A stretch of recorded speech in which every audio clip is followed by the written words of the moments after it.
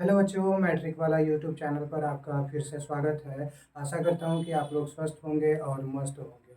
ये वास्तविक संख्या का पार्ट 2 है। इससे पहले पार्ट 1 अपलोड हो चुका है, जिसमें प्राकृत संख्या, पूर्ण संख्या, अभाज्य संख्या, भाज्य संख्या, अभाज्य संख्या, सम संख्या और विषम संख्या के बारे में समझाया गया है।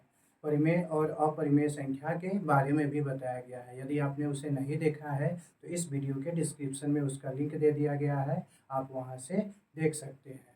चलिए आइए वीडियो को शुरू करते हैं। वीडियो को शुरू करने से पहले यदि आप हमारे चैनल पर नए हैं तो चैनल को लाइक और सब्सक्राइब करना ना भूलें। साथ ही बेल आइकन को भी दबा दें ताकि हर नए वीडियो का नोटिफिकेशन आप तक पहुंचता रहे।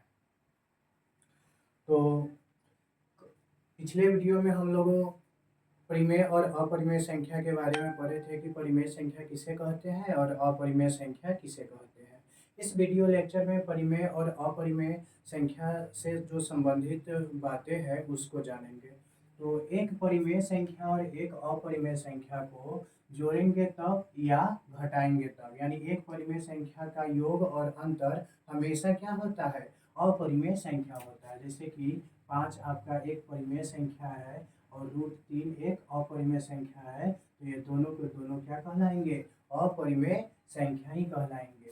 4 आपका परिमेय संख्या है और 8 √8 अपरिमेय संख्या है, इन दोनों का अंतर क्या कहलाएगा, अपरिमेय। यानी कि 5 जोड़ √3 ये भी आपका अपरिमेय संख्या हुआ और 4 माइनस √8 ये भी आपका अपरिमेय संख्या हुआ।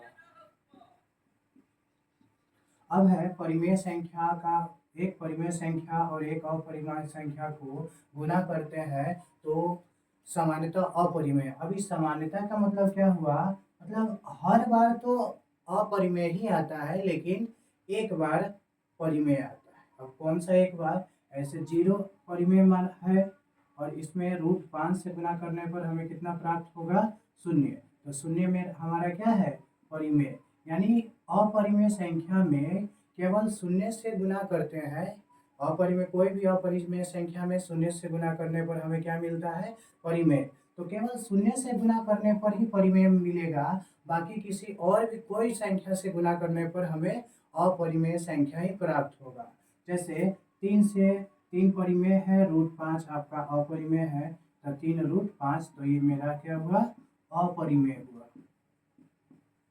यानी कहने का मतलब है कि 0 को छोड़कर, यानी 0 परिमेय संख्या है तो 0 को छोड़कर किसी अन्य संख्या से कोई भी अपरिमेय संख्या का गुना हुआ तो क्या होगा, अपरिमेय ही संख्या आएगा। यानी एक 0 जो है उस वो वाला परिमेय को छोड़ के बाकी कोई भी परिमेय आप गुना कर लीजिए, आपको आएगा अपरिमेय।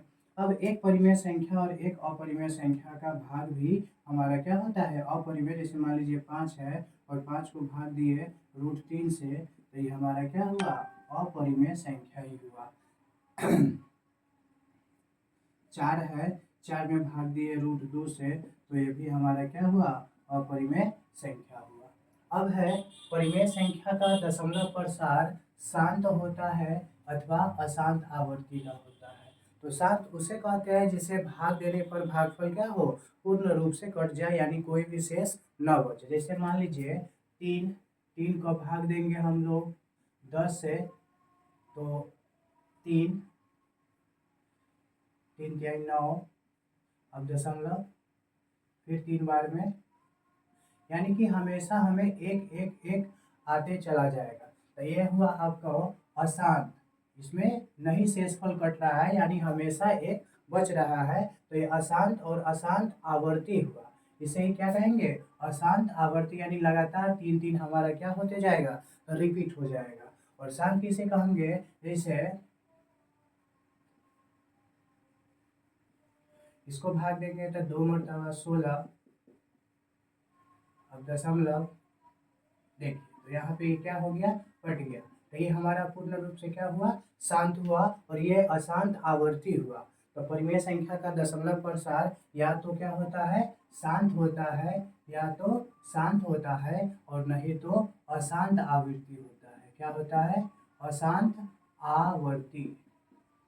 तो परिमेय संख्या का दशमलव प्रसार कैसा होता है, या तो शांत होता है और नहीं तो अशांत आवृत्ति का होता है। अब लिखा हुआ है जिस परिमेय संख्या का दशमलव प्रसार शांत होता है, यानी कि शांत मतलब जिसका शेष पूरा पूरी कट जाए, उसे हम क्या करते हैं p बटा 2 पर पावर n गुने 5 की पावर n के रूप में व्यक्त कर सकते हैं। जैसे इसका देखिए ये शांत है, तो इसको हम किस में व्यक्त कर सकते हैं, 8/20 है, तो 8/20 है तो 8 का गुणनखंड 2 गुने 2 गुने 2 और 20 का गुणनखंड हो जाएगा डबल 2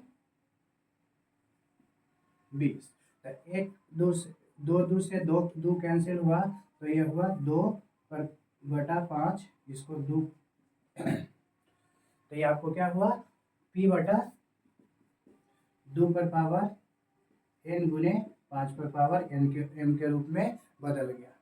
तो आशा करता हूँ कि आपको परिमेय और अपरिमेय से संबंधित सभी बात बहुत अच्छे तरीके से समझ में आया होगा। अगर समझ में आया तो वीडियो को शेयर करना ना भूलें।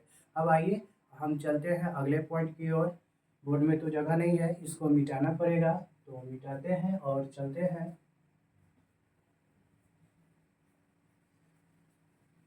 हमारा अगला पॉइंट है यूक्लिड विभाजन एल्गोरिथम। तो यूक्लिड विभाजन एल्गोरिथम बराबर क्या होता है, ए बराबर बी क्यू प्लस आर, जहाँ 0 से आर बड़ा होगा या बराबर होगा और बी आर से क्या होगा, बड़ा होगा।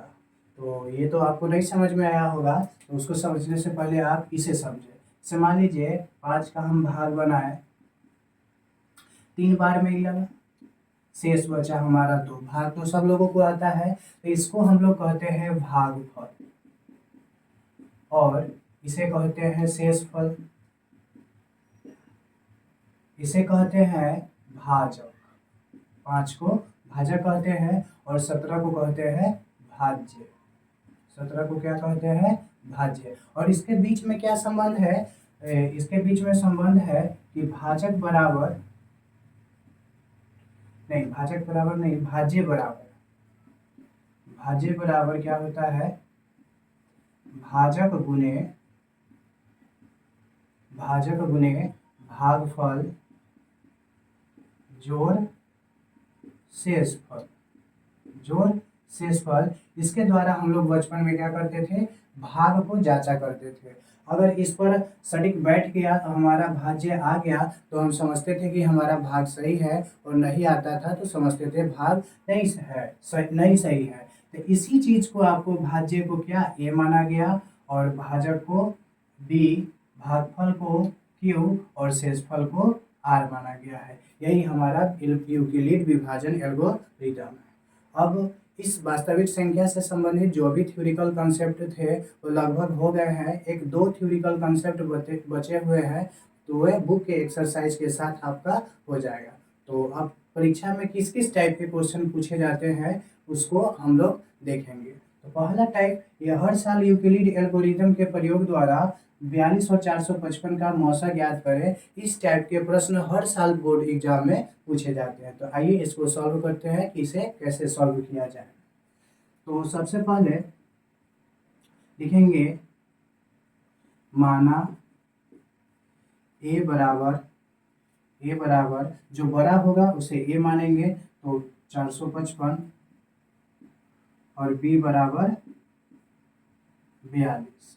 अब मौसा पहले भाग विधि से रफ में निकाल लेते हैं। 10 बार में 420, शेष बचा इसका 35, फिर 42, एक बार में शेष बचा इसका 7, फिर 35, 5 बार में शेष इसका कट गया। तो इसी बात को हमें इस पर लिखना है, तो लिखेंगे ए बराबर बी क्यू प्लस आर से, लेकिन विभाजन एल्गोरिथम से। तो ए कितना है, यानी भाज्य वाला को ए कहते हैं, तो ये हमारा हुआ 455, बी हुआ 42, क्यू हुआ हमारा 10 और शेष हुआ हमारा 35। यहाँ पे शेष हमारा 0 के बराबर नहीं आया।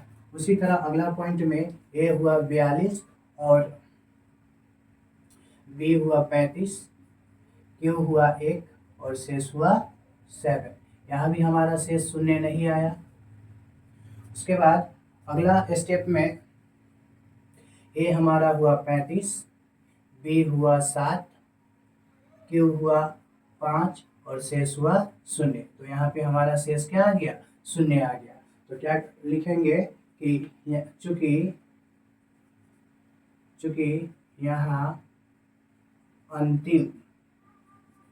अंतिम भाजक 7 और शेषफल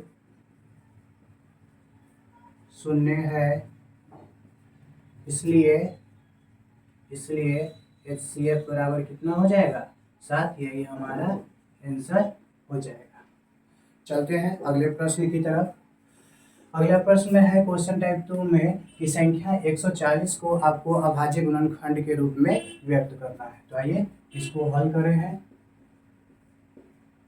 2 मरतबे 70, फिर 2 मरतबे 35 और 5 से लगेगा आपको 7 मरतबे, फिर 7 से लगेगा 1 मरतबे। तो ये हमारा क्वेश्चन बन के कंप्लीट हो गया।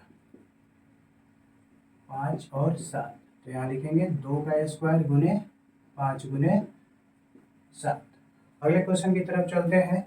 आप इसे एक बार उतार ले, स्क्रीनशॉट ले ले। चलिए इस रफ वाले को मिटा दिया जाए। अब अगला क्वेश्चन नंबर टाइप 3 है कि अभाज्य गुणनखंड विधि द्वारा संख्या 6 और 20 का आपको मौसा और लौसा ज्ञात करना है। अभाज्य गुणनखंड विधि द्वारा 6, 20 का मौसा और लौसा हमें ज्ञात करना है। तो आइए ज्ञात करते हैं। 6, 20। 6 का गुणनखंड 2 गुने 3 गुने 1, इसको हम 2 गुने 3 लिख सकते हैं। 20 का गुणनखंड 2 गुने 2 गुने 5, 2 का स्क्वायर और 5 लिख सकते हैं। अब हमें मौसा ज्ञात करना है। मौसा बहुत ईजी है।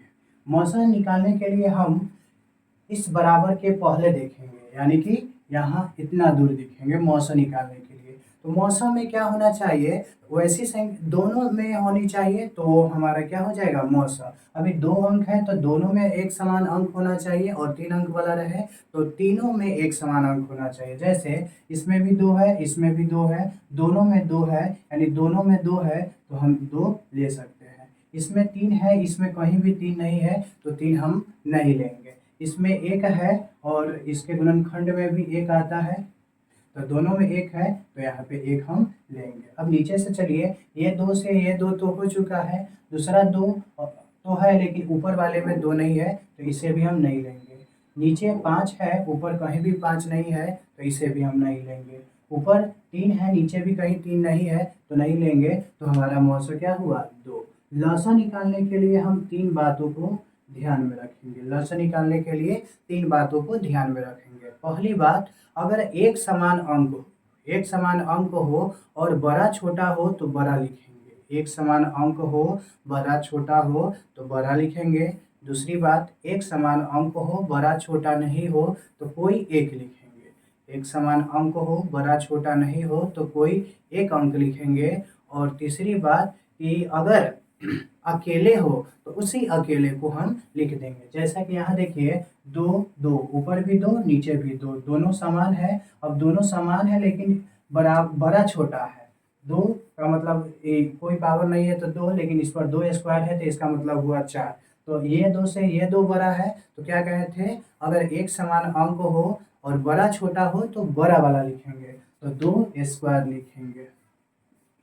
दूसरा बात कहे थे कि एक समान अंक हो और बड़ा छोटा ना हो। जैसे इसमें तो नहीं है लेकिन आगे देखिए, अगर मान लीजिए किसी संख्या का गुणनखंड हमें 2, 3, 5 आता है, 2, 3 और 7 आया, तो इसमें देखिए इसमें भी 2 है, इसमें भी 2 है और दोनों समान है। तो समान ऐसी स्थिति में हम 1 लिखते हैं। लेकिन अभी क्या है? बड़ा छोटा है और समान वाला नहीं है, तो बड़ा छोटा है तो बड़ा वाला लिखे। और तीसरा बात में बोले थे कि जो अकेले हो उसको लिख देना है। तो अकेले है, जैसे 3 अकेले है, 3 नीचे नहीं है तो 3 अकेले हुआ, 5 भी अकेले है। तो ये आपका हो गया 2 का स्क्वायर 4 और 3 और 5, तो 4 के 12 पंचे 60। तो इसका मौसा हमारा क्या हुआ? 60। तो 3 टाइप का क्वेश्चन हो गया। अगले वीडियो में हम लोग और टाइप के क्वेश्चन को करेंगे और उसके बाद इस चैप्टर का एक्सरसाइज करेंगे। तो आशा करता हूँ कि आपको ये सभी बात अच्छे तरीके से समझ में आया होगा। आप अपने साथ वीडियो को देखते समय कलम कॉपी भी रखें और इसे फेयर ज़रूर करें ताकि ये आपको रिवीजन में सुविधा दे। इसी के साथ मैं आपसे विदा लेना चाहूँगा। धन्यवाद। हाँ, एक और बात, आप लोग चैनल को लाइक, सब्सक्राइब और शेयर ज़रूर करें ताकि सभी लोगों में के पास यह वीडियो पहुँच सके।